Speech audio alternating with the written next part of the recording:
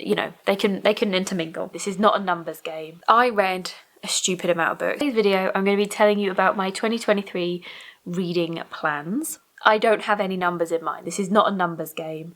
This is very much about the sorts of things I want to try this year and the things I want to explore. But if I just quickly talk about 2022, I read a stupid amount of books. Like, I read 165 books, something like that, which is an excessive amount. Like, when I did my like Goodreads goal or my Storygraph goal, I set it at like 70 books. I thought that was a realistic amount. I achieved that the year before when I read less, you know, so I thought that was okay. But yeah, 100 and whatever it is, 165 is very excessive. But I don't think it's a bad thing. I just don't think that it's something that I want to strive for year on year. That's not the point. And the reason I think it was a good thing is that I think I needed a year of sort of voracious reading, of really consuming and inhaling books to get a better picture for what I like. So I came sort of back to reading. I say I came back to reading. I was always a reader as a young person. And then between having my eldest and the start of the pandemic, I think I read like 5 fiction books in that time, like not many at all. I read quite a lot of non-fiction, mostly around parenting and sort of exploring how I wanted to raise my children, you know, like different styles of parenting and stuff like that. Like, that's what I was reading. And then we hit the pandemic. I waded through all sorts of mental health things and I started realising I want to start reading again. And so I slowly started picking up books there. I probably read about 10 books between the pandemic and the end of that year. And then 2021, I read quite a lot more. I think, as I said, I think I got over 70 books, but still very much exploring. And then 2022, and I've read this enormous number of books. But I feel like I've learnt a lot, and I now know sort of where I want to go. Like, at the beginning of this year, I would have told you I didn't like literary fiction, or that I rarely liked literary fiction, whereas now I know that actually I do really love it. And if you want to have a check out of my favourite books of 2022, you can see the sorts of books that are starting to appear on the tops of my list, things like Cleopatra and Frankenstein, Normal People by Sally Rooney, When Women Were Dragons, Rest and Be Thankful. Like, they're all the sorts of books that I perhaps wouldn't have thought were my thing. I very much thought I was a historical fiction person. I thought I liked mostly dystopian. I do still like those things. They're not necessarily coming out as what I think is my favourite types of books. So let's talk about my reading plans. I've given myself sort of five general goals, and then I'm also going to update you on my TBR 0, because I did start this year a TBR Project 0 inspired by Mercy's Bookish Musings. What is her name now? Anyway, sorry, I've suddenly completely... I watch her, like, every video she puts out, and now I suddenly can't remember what her channel's called, but I will link that because I love her channel. But essentially, okay, in fact, let's talk about the TBR Project 0. So I put out that video saying that. I then had that stupid library haul, that stupid number of books that came in from the library, and I concentrated on reading those. So my actual own TBR hasn't gone down very much at all. Obviously, I did do also a book haul recently over Christmas, but again, the majority of those books are books I've already read. The majority of them? I don't know. Anyway. I've tried massively to reduce how many books I'm bringing into my house, into my TBR, and any ones that I am, they tend to be in line with the goals that I'm looking at here. I also posted that just before I started university and just before I'd even applied to university, because that was very much a last minute decision. I don't expect to make massive headway on that TBR Project 0 this year, because I know I'm going to be doing a lot of reading for university. But I do hope to get that down a bit. And all the books that I'm sort of hoping to read are already on my TBR. I think I might do a full like TBR Project 0 update, because I have some more thoughts on it and what my goals are with that. So I think I'm going to do a separate video on that. But anyway, let's talk about the 5 goals that I've set myself this year. So the first one that I want to read more short stories. If you watch my book haul, you'll know that I added quite a few short story collections to my TBR. It was one of the main things I think I either bought for myself or I asked for. And that's because I just love exploring different authors through the medium of the short story. I think it's often the best way to get a feeling for someone's writing before committing to their novels. But I am going to do a full video on all the short story collections that are on my shelf on my TBR. But at the moment I am reading Shirley Jackson's The Lottery and Other Stories, which I borrowed from the library. I do have it on audio as well, so I do own this one as well, but I wanted the physical copy. And look, I'm about 5 stories into it. But yeah, I think I'm going to do like a full short story video for you, so that will be coming. Watch out for that. My second goal is to start exploring poetry. So I've never thought I liked poetry. But in the last year, I have been exposed to a couple of poems.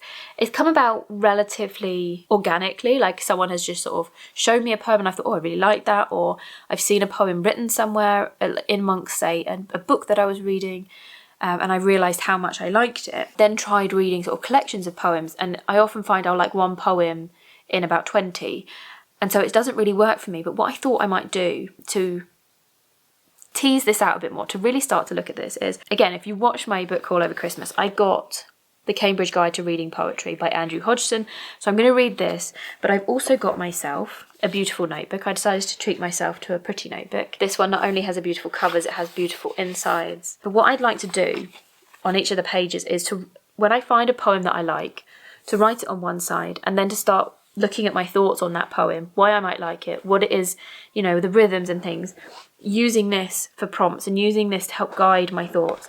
And what I hope to end up with over the years, I don't know how, you know, I've got about, I think, 6 poems. I haven't started it yet, but I've got about 6 poems that I've noted down that I like, that I'd like to put into this and like to make some notes on. So this is going to be a long-term project. It took me all of 2022 to find those 6 poems, so it could be a really long project, but that's what this notebook is for, and I'm going to use that alongside this. And again, I think I might sort of vlog that. I might take you through, so when I start putting in those first 6 or so poems, I'll take you with me on that, if you'd like that. Goal 3 is to read more translated fiction. So in my best books of 2022 video, I was a bit disappointed that I only had one sort of standout translated fiction. That's because the number of translated works that I've read is relatively low compared to the rest of it. I do read quite a few pieces, but the only one that really stood out that I really want to recommend for that video was The Mad Women's Ball by Victoria Mass, translated by Frank Wynne. So I really want to up the ratio of translated fiction, and I've written down every translated piece on my shelves and on my Kindle, and I think what I'll have to do is do another video to take you through everything that I have on my shelves, because there's quite a few. Number 4, back in October it was Black History Month in the UK, and I made a video with all of the books that I own, both fiction and non-fiction, that are by black authors. And so it's going to be my goal to make sure that at least once a month I'm picking up very specifically a book written by a black author. Done that since October, so obviously October I did prioritise black authors. November I read Passing by Nella Larson. In December I've read Nightcrawling by Layla Motley, which was one of the Booker Prize ones. And then January I'm planning on reading The Dancing Face by Mike Phillips. And each month I'm going to keep challenging myself to make sure there's something on there, and it's not challenging myself because I have a lot of books that I'm interested in, but it's just being conscious about what I'm picking up. Goal 5 is that I want to start a rereading and slow reading project. So it's something it's part of the reason I wanted to do a literature degree. I'm now not sure if I'm actually going to do a pure literature degree or whether literature is going to be just some of the modules within a wider degree that I do. So there are certain things that I still really want to do that I'm now not necessarily going to do through university. And one of those is a module all about slow reading and close reading, and really taking time to absorb books. So I want to start rereading some of the books that I haven't read for a number of years.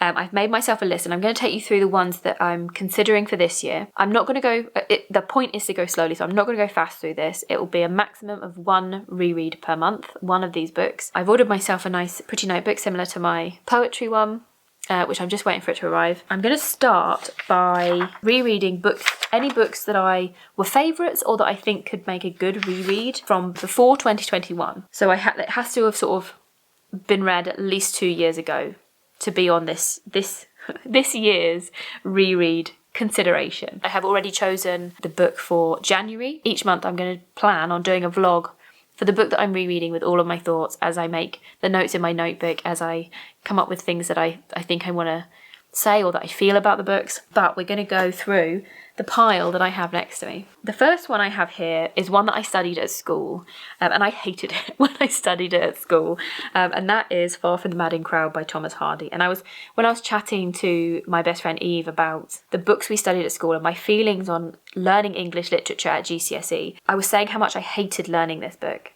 I was saying that the stuff that we were picking out just didn't appeal to me as a teenager. But I'm realising that it's all the stuff that I now like to pick out from books. Things like the poetic language, things like the imagery being used. So for instance, in this book, I remember very specifically talking about how Farmer Oak, the name gives you this idea of the oak tree and the steady tree, and there's a scene in it in which Bathsheba goes and hides in the tree, and it's an oak tree, and that being really, iconic in this story. And so I just picked myself up the Penguin Classics edition so that this could be a contender for this year. If it's not, it will be next year or something, but yeah, this is one of them. The second book on the list is I Capture the Castle by Dodie Smith. This is a horrible movie tie-in cover.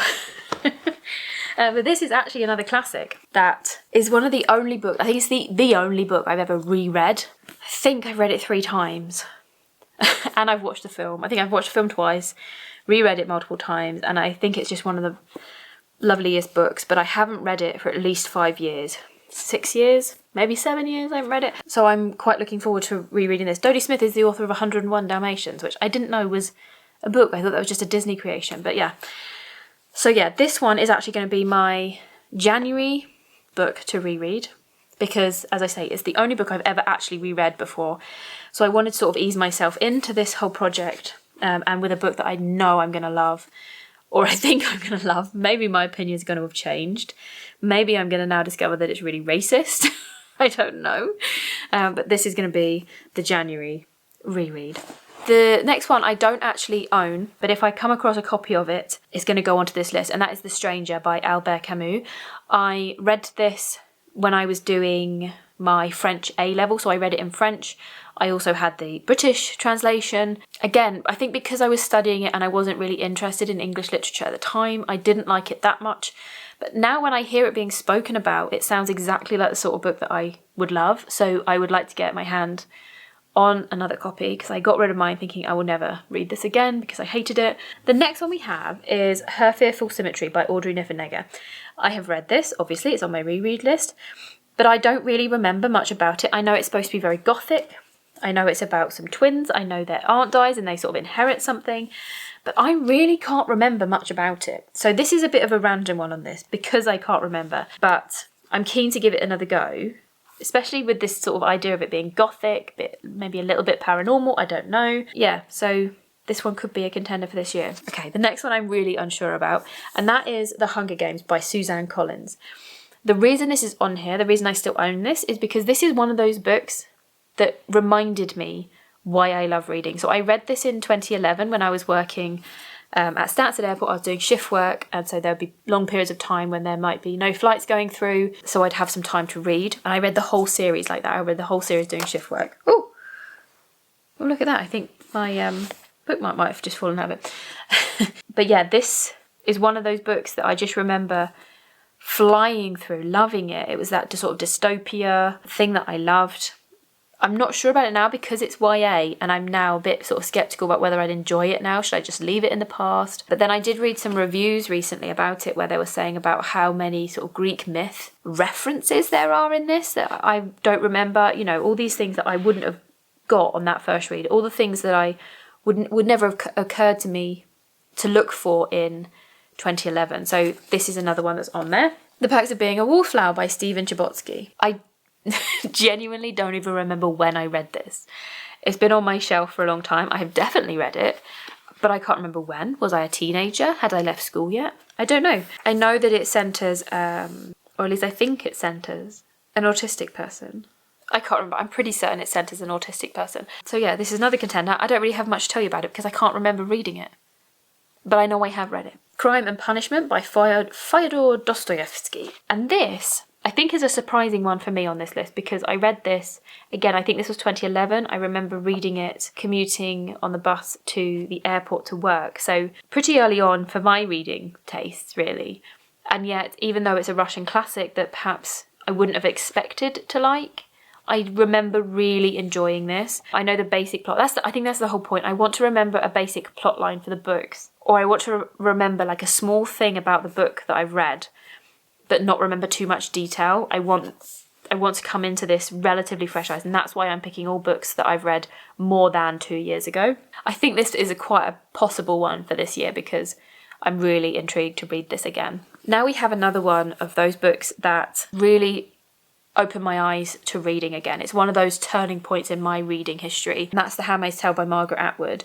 I picked this up randomly from a charity shop. I'd never heard of it. This was before the series came out. That original copy that I picked up, I don't have anymore. I don't know why. So I did buy myself a new copy, although a few years ago. I just wanted it on my shelf because I'd loved the book. And yet I just remember reading it and being like, oh my God, yeah, this is what literature can do. This is what a book can do for you. I'm a bit nervous to reread because it feels like such a pivotal moment in my reading that what if I read it and I don't enjoy it anymore? But yeah, so I think this is a very likely one for this year. Next we have Emily Bronte's Wuthering Heights. Now, I think there's quite a clear distinction in this between some of the books that I read and loved, being the reason why I've put them on this reread list, and there being books that I read and didn't like, but that I think would make interesting rereads, and this is the latter. This is a book that I read quite a few years ago and really hated. I couldn't understand why everyone loved it so much. But again, I was a different reader then. And when I hear people talking about Wuthering Heights now, I feel like it could be really one that I really enjoy sinking my teeth into and doing a slower, closer read of. So that's why this one is on that list. We have another one that, a bit like Margaret Atwood's The Handmaid's Tale, was a very pivotal moment in my reading that just reminded me how amazing literature can be, and that is Aldous Huxley's Brave New World. I love this copy that I have. It was my dad's copy. I found it in his loft and he was like, oh, I won't read that again, so you can have it. Again, this was just one that I read. I happened to be in very early pregnancy with my eldest. We were on a skiing holiday with our friends. Very bad idea when you're newly pregnant, but anyway. I just remember being bowled over by this book. And I think it was about this time that I was like, dystopian. That's my thing. I love a dystopian fiction, so this is another one. Although the thing is, I don't want to annotate this one, whereas the whole point is to annotate and to really go deep on these books. I might have to get myself another copy just so that I can keep this version that was my dad's safe, but I don't know. The next book is one that I was not expecting to like at all. This is, again, I suppose a turning point in my reading when I realised that a story doesn't need to necessarily have a massive plot line. It can very much be character driven. I read this when I was pregnant with my second child. It was one of those where I was on holiday and the holiday place we were renting had a bookshelf and I thought I'd pick up a book from there, and it was Eleanor Oliphant is Completely Fine by Gail Honeyman, and I devoured it. Again, it's just one of those things where it was a turning point in my reading, and obviously I didn't own it. It was from this holiday let, so I picked up this for £1 in a charity shop. So this is a contender for this year. Okay, the next one we have is Elizabeth is Missing by Emma Healy. This one I know has had some very mixed reviews, but I remember loving it. It's about an older lady who is convinced that her friend has gone missing, but everyone around her is like, we don't know who Elizabeth is, we don't know what you're talking about, and they think it's just old age, dementia, and as a reader we're going through and we're unravelling the mystery of Elizabeth and why she's missing. Other than that, I can't remember anything about it. I just remember loving it. So, I mean, it says winner of the 2014 Costa First Novel Awards, but I don't remember what year I read this. I don't remember at all. So the next one we have is Circe by Madeline Miller. When I read this, it was while I was still not big on reading, and so I remember liking it, I remember enjoying it, I remember reading it relatively quickly, but I don't remember loving it. But I don't know if that was because I still was not quite mentally engaged. I think I was still very much swept up in being a mum and not focusing on what I was reading. So I'd really like to give this another go, but I'm not sure if it'll be this year or not, but I'm keeping it because I want to reread it at some point. Okay, these last four I'm going to go through relatively quickly because these are 4 books that I know I've read, but I cannot remember when I read them. I cannot remember anything really. So we've got The Phantom of the Opera by Gaston Leroux. Again, this is one of those where I think I read it too early. I don't remember enjoying it. I just remember wanting to read classics, but still not really understanding much about classics or really thinking much about them, and then therefore not really enjoying them. So I want to give this another go. I've got The 39 Steps by John Buchanan. Very similar. I don't remember enjoying it. It's a very short book, but I don't remember enjoying it at all. I don't remember the story. I don't remember what happened. But it's on my shelf, so I think I should give it another go. So this one I am quite excited for, even though I can't remember when I read it, and that's 1984 by George Orwell. Such a well-loved classic. And I really loved Animal Farm last year. That was one of my best books of 2022 in the classic section. So yeah, George Orwell. I've also got on my Kindle some non-fiction by George Orwell. I have a non-fiction on my shelf called The Ministry of Truth, which is a bit of a biography of 1984 and sort of the social context. So I'd really love to do, maybe over the summer, to do quite a dedicated reread of this with those non-fiction books that I've got, and really sort of do a deep dive on George Orwell. And then the final book that's on this reread list is A Clockwork Orange by Anthony Burgess. Again, can't remember when I read it. Obviously I know it's a very dark story. I mean, everyone knows Clockwork Orange, but I just can't remember when I read it. Can't remember what my thoughts were. Can't remember anything. So that's another one on the list. That is all the books on the reread list. But the other thing I want to mention is I've got these two that I'd quite like to read alongside sort of throughout this whole year. So we've got How Fiction Works by James Wood and How to Read Literature Like a Professor. And both of them just sort of give you very short snippets of things that you can look out for in literature. So, for instance, this idea that a dinner scene or a meal scene is never just a meal scene. It's usually something else, and what those other things usually are, or what they are attempting to do. And it's just things like that. Or there are certain stories that have been told and retold and retold, and like looking out for things like biblical stories that are being put in a modern context, or all these I don't know, just lots of little things. So I'd like to read these two throughout the year alongside as well. So there we have it, guys. Those are my 2023 reading plans. As I say, no numbers involved other than the fact that I'd quite like to do Black Author a month, a translated fiction a month, a reread a month, but they can be in, they, you know, cross, like they don't have to be like a Black Author but not translated. You know, they can intermingle. So there we go, guys.